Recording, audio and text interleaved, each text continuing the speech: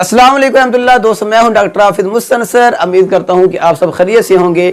अगर आपने कभी गुर्दों की पथरी का इलाज करवाया है, अगर आपने कभी ब्लैडर की पथरियों का इलाज करवाया है, यानी उसे निकलवाया है बजरिया मेडिसिन या फिर बजरिया सर्जरी, लेकिन अगर आपको वो जो पथरियां हैं दोबारा से बन जाती हैं 1 माह के बाद, 2 माह के बाद, फिर आप परेशान हो जाते हैं। फिर आप कहते हैं कि अब इसका क्या करें।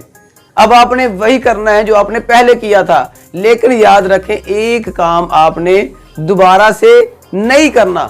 यानी एक जो मिस्टेक आपने पहले की थी, जो गलती की थी, वो जो गलती है अब नहीं करनी। गलती ये है कि आपने गुर्दों से पथरी तो निकलवा ली या फिर मसाना से पथरी जो है वो निकलवा ली, लेकिन उसके बाद जो पथरी बढ़ने का सिलसिला होता है उसे खत्म नहीं किया। क्योंकि दोस्तों ऐसा हो सकता है कि अगर आपके गुर्दों में या मसाना में एक दफा पथरी बन गई है तो दोबारा बढ़ने के 100% चांसेस होते हैं। इसलिए आपने क्या करना है, आपने इस सिलसिले को भी खत्म करना है। और वो जो है आप कैसे खत्म कर सकते हैं दोस्तों, हमारे पास होम्योपैथी में एक मेडिसिन है जिसका नाम है कैलकेरिया रेनलस।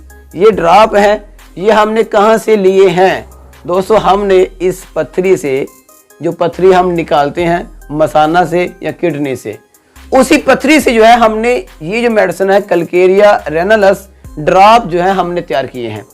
इसी ड्रॉप को हम बाद में यूज करते हैं जब पथरी एक दफा गुर्दों से या मसाना से निकल जाए।